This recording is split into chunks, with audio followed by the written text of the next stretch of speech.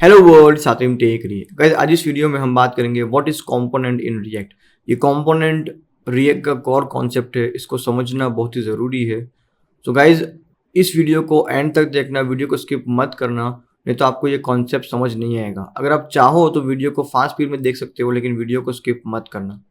So without wasting time, let's get started. Guys, सबसे पहले हम समझेंगे कंपोनेंट क्या है, उसकी बेसिक डेफिनेशन समझेंगे। उसके बाद मैं आपको एक एग्जांपल के साथ, वेब पेज के इमेज के एग्जांपल के साथ समझाऊंगा कि किस तरीके से कंपोनेंट को सोचा जाता है और किस पार्ट को कंपोनेंट बोलते हैं, जिससे कि आपको और ज़्यादा क्लैरिटी होगी और आपका मेंटल मॉडल डेवलप होगा। और उसके बाद हम कोड का एग्जांपल लेंगे। उसके बाद हम समझेंगे कि कितने टाइप्स के कंपोनेंट होते हैं और किस तरीके से हम कंपोनेंट को डिफाइन कर सकते हैं कोड के अंदर। और हम एक बेसिक कंपोनेंट का कोड का सैंपल भी देखेंगे, जिससे कि आपको क्लैरिटी होगी कि कोड के अंदर किस तरीके से उसका लुक एंड फील होता है।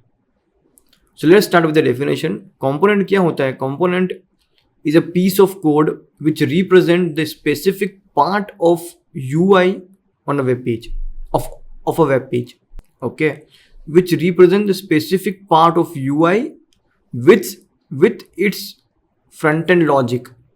मतलब कि वेब पेज का स्पेसिफिक पार्ट का वो UI और उसका फ्रंट एंड लॉजिक दोनों को रिप्रेजेंट करता है वो कोड। उस कोड को बोलते हैं कंपोनेंट। गाइज, ये कंपोनेंट वर्ड क्यों इंट्रोड्यूस हुआ और ये कंपोनेंट कॉन्सेप्ट क्यों इंट्रोड्यूस हुआ? ये कंपोनेंट कॉन्सेप्ट को यूज करके हम रीयूजेबल UI क्रिएट कर सकते हैं, और रीयूजेबल UI की मदद से हम scalable front end UI create कर सकते हैं। तो स्केलेबल और flexible front end UI create करने के लिए, front end UI okay create करने के लिए हम कंपोनेंट को यूज़ करते हैं और ये कंपोनेंट कॉन्सेप्ट इसीलिए इंट्रोड्यूस हुआ है। तो चलिए गाइज, हम एक एग्जांपल के साथ समझते हैं कि एग्जैक्टली वेब पेज के अंदर कंपोनेंट किस पार्ट को बोलते हैं और कैसे कंपोनेंट क्रिएट करने का जो थॉट प्रोसेस है वो होता है।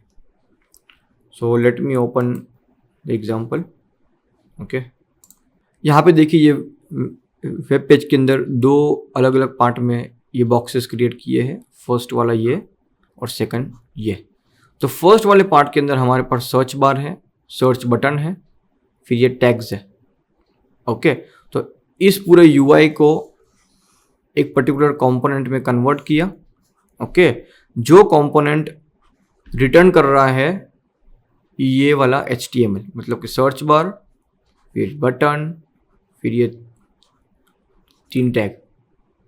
ओके, तो ये वाला एक कंपोनेंट हुआ जो रिटर्न कर रहा है, और उसको हमने यहाँ पे यूज़ किया है जो ये वाला UI रिप्रेजेंट कर रहा है। ओके, अब नेक्स्ट है, अब ये जो 3 कार्ड्स है उसको देखिए कि वो किस तरीके से दिखते हैं। ये तीनों कार्ड, ये 1, 2 और 3, ये तीनों कार्ड एक ही जैसे दिख रहे हैं। मतलब कि उसका जो स्ट्रक्चरिंग है वो सेम है। पहले इमेज है, फिर टाइटल और फिर डिस्क्रिप्शन। और सारे कार्ड्स के अंदर ये तीनों चीज़ सिमिलर है। ये title, description, image, image, title, description. मतलब कि इस तीनों कार्ड के लिए हमें एक कॉमन UI क्रिएट करनी है। ओके, जो कि होगा कंपोनेंट, जिसमें फर्स्ट इमेज होगा, फिर टाइटल और फिर डिस्क्रिप्शन। तो इस तरीके से हम एक कंपोनेंट क्रिएट करेंगे और उस कंपोनेंट को हम 3 अलग अलग जगह, मतलब 3 बार यूज करेंगे। ओके, तो समझिए कि हमने कंपोनेंट क्रिएट कर लिया, एक कंपोनेंट क्रिएट किया।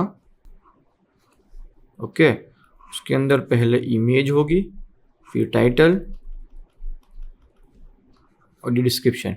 ओके, अब इस पर्टिकुलर कंपोनेंट को हम तीनों जगह यूज करेंगे।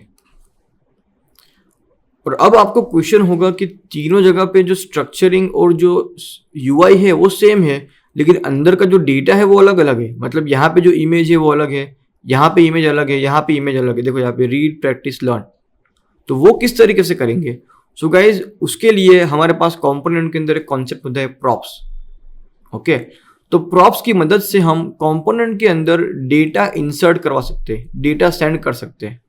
तो जब हम इस वाले कंपोनेंट को यहाँ पे यूज करेंगे तो हम 3 डेटा पास करेंगे। एक तो है इमेज, फिर है टाइटल टेक्स्ट और डिस्क्रिप्शन टेक्स्ट, वो हम इस कंपोनेंट में पास करेंगे, जिसकी मदद से, उस डेटा की मदद से ये कंपोनेंट इस पर्टिकुलर वर्जन में कन्वर्ट हो जाएगा। जब यहां पे हम कॉल करेंगे, लेट मी रब द थिंग्स,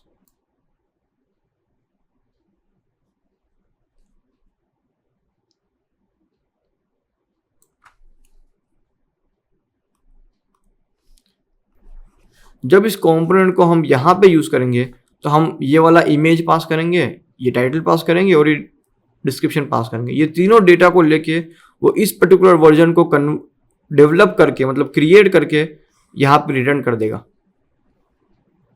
सो गाइज, इस तरीके से सोचा जाता है किसी भी वेब पेज को डेवलप करने के लिए कि हम किस तरीके से ज़्यादा कंपोनेंट क्रिएट कर सकते हैं, जिससे कि हमारा जो यूआई है वो रीयूजेबल कंपोनेंट को यूज़ करे और डुप्लीकेसी क्रिएट ना करे। और यही कॉन्सेप्ट को यूज़ करके हम स्केलेबल यूआई बना सकते हैं, scalable front end UI. Okay, so guys, ये तरीका है कंपोनेंट क्रिएट कैसे करते हैं वो सोचने का, और ये कॉन्सेप्ट आपको हेल्प करेगा इंटरव्यू में इंटरव्यूअर को आंसर करने के लिए, क्योंकि वो आपको ट्विस्ट करके क्वेश्चन पूछ सकते हैं, लेकिन अगर ये कॉन्सेप्ट क्लियर होगा तो आप अच्छी तरीके से आंसर कर पाओगे। गाइज, एक और एग्जांपल समझ लेते हैं। यहाँ पे ये जो टैग है, ये 1 2 3, तो ये भी एक कॉमन कंपोनेंट में डेवलप हुआ है। देखो यहाँ पे हम इसका भी एक स्केच क्रिएट करते हैं। ओके, ये कंपोनेंट है जहाँ पे ये क्रिएट किया होगा कि ये एक बैकग्राउंड कलर ले लो, इसमें बॉर्डर रेडियस है और यहाँ पे बीच में टेक्स्ट है। ओके, तब ये वाला कंपोनेंट हम यहाँ पे 3 बार कॉल कर रहे हैं, फर्स्ट, सेकंड और थर्ड। 3 बार इस कंपोनेंट को कॉल कर रहे हैं और तीनों बार अलग अलग डेटा पास कर रहे हैं। मतलब ये जो टेक्स्ट है वो हम अलग अलग पास कर रहे हैं, ये वाला टेक्स्ट तीनों बार, 1 2 3, तीनों बार अलग अलग टेक्स्ट पास कर रहे हैं, जिससे कि वो जो यूआई का कोड है वो कॉमन रहेगा, लेकिन उसका 3 अलग अलग वर्जन डेवलप हो गया। सो गाइज, यही पावर है कंपोनेंट का। अब गाइज, आपको क्वेश्चन होगा कंपोनेंट क्रिएट किस तरीके से होता है। ये तो आपने मेंटल मॉडल डेवलप कर लिया, लेकिन कोड के अंदर कंपोनेंट किस तरीके से डेवलप होता है। सो गाइज, रिएक्ट के अंदर कंपोनेंट डेवलप करने के लिए 2 तरीके हैं, दो टाइप है कंपोनेंट के। एक है क्लास बेस्ड कंपोनेंट और दूसरा है function component. Class based component is a older way of writing component, function component is a newer way of writing component. तो अभी कोई क्लास बेस्ड कंपोनेंट यूज नहीं करता है, वो पहले यूज किया जाता था। अब सिर्फ लोग फंक्शन बेस्ड कंपोनेंट ही यूज करते हैं। तो अब फंक्शन बेस्ड कंपोनेंट का मतलब क्या? पहले क्लास बेस्ड कंपोनेंट का मतलब कि हम जावास्क्रिप्ट क्लास की मदद से फंक्शन को क्रिएट करना होता है, कंपोनेंट को क्रिएट करना होता है। फंक्शन बेस्ड कंपोनेंट का मतलब कि जावास्क्रिप्ट फंक्शन को यूज करके हम कंपोनेंट को क्रिएट करेंगे। अब फंक्शन बेस्ड कंपोनेंट जिसमें कि हम जावास्क्रिप्ट फंक्शन को यूज करके कंपोनेंट क्रिएट करते हैं। तो जावास्क्रिप्ट फंक्शन के 2 तरीके हैं, 2 तरीके से हम जावास्क्रिप्ट फंक्शन को लिख सकते हैं। फर्स्ट है एरो फंक्शन और दूसरा है नॉर्मल फंक्शन। तो गाइज, आप कोई भी तरीके से फंक्शन को लिख के कंपोनेंट क्रिएट कर सकते हो। यहाँ पे कोई डिस्ट्रिक्शन नहीं है कि आपको एरो फंक्शन ही यूज करना है या नॉर्मल फंक्शन ही यूज करना है कंपोनेंट को क्रिएट करने के लिए। तो कोई भी तरीका यूज कर सकते हो। इट्स ऑन टू यू कि आपको क्या बेस्ट लगता है। ओके, तो चलिए गाइज, हम एक एग्जांपल देख लेते हैं, जिससे कि और ज़्यादा क्लैरिटी हो जाएगी कि किस तरीके से कंपोनेंट को कोड में लिखते हैं। उसके लिए हम ChatGPT ओपन कर दें। ओके, सो गाइज, उसको ओपन करने से पहले एक चीज़ समझ लेते हैं।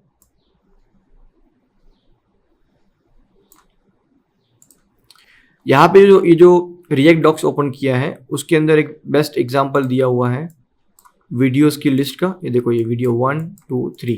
ओके, तो यहाँ पे ये वीडियो की लिस्ट के लिए 3 अलग अलग बार UI नहीं लिखा है, एक वीडियो का कंपोनेंट क्रिएट कर लिया है और उस कंपोनेंट को 3 बार यूज किया है। देखो यहाँ पे 3 बार कैसे, ये वीडियोस के अंदर लिस्ट है, एरे है। ओके, वो एरे के अंदर 3 वैल्यूज है। तो उसी वजह से ये वीडियो कंपोनेंट 3 बार रेंडर हो रहा है। ओके, तो इस तरीके से गाइज हम रीयूजेबल यूआई क्रिएट कर सकते हैं। ओके, तो चलिए गाइज अब हम चैट जीपीटी में लिखते हैं please provide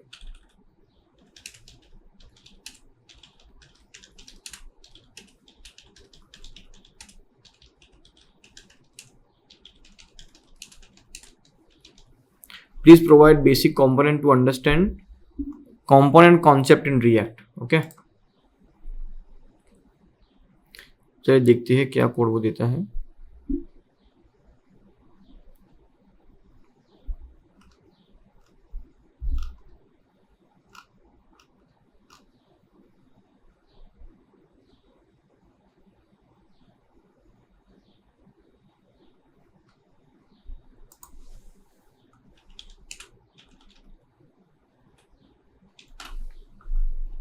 let me right with props. Okay, देखिए गाइस यहाँ पे एक कंपोनेंट क्रिएट किया है हेलो वर्ल्ड करके। ओके, ये हेलो वर्ल्ड कंपोनेंट है, ये एरो फंक्शन है और उस फंक्शन में से हम JSX को रिटर्न कर रहे हैं, UI को, HTML को। अब गाइस एक चीज़ मैं कहना भूल गया कि component always HTML code return करता है। HTML क्या है? UI। ओके, तो कंपोनेंट HTML कोड रिटर्न करता है, लेकिन कंपोनेंट HTML के साथ साथ उसका लॉजिक भी उसके अंदर प्रिजर्व रखता है, राइट? तो कंपोनेंट UI और लॉजिक को बंडल करके एक सेट क्रिएट करता है। तो ये हेलो वर्ल्ड एक कंपोनेंट है जिसके अंदर ये UI है जो रिटर्न होगा इस कंपोनेंट को कॉल करने पे, और यहाँ पे इस रिटर्न कीवर्ड के ऊपर हम इस कंपोनेंट के रिगार्डिंग लॉजिक भी लिख सकते हैं। तो यहाँ पे हेलो वर्ल्ड कंपोनेंट है और नीचे हमने हेलो वर्ल्ड कंपोनेंट को यूज़ किया है। देखिए गाइज, ये हेलो वर्ल्ड कंपोनेंट को 2 बार यूज़ किया है और ये अलग अलग डेटा दोनों बार पास किया है, एक बार जॉन है और एक बार एलिस है। ओके, तो यहाँ पे फर्स्ट टाइम प्रिंट होगा hello world John, hello John और हेलो एलिस दूसरी बार।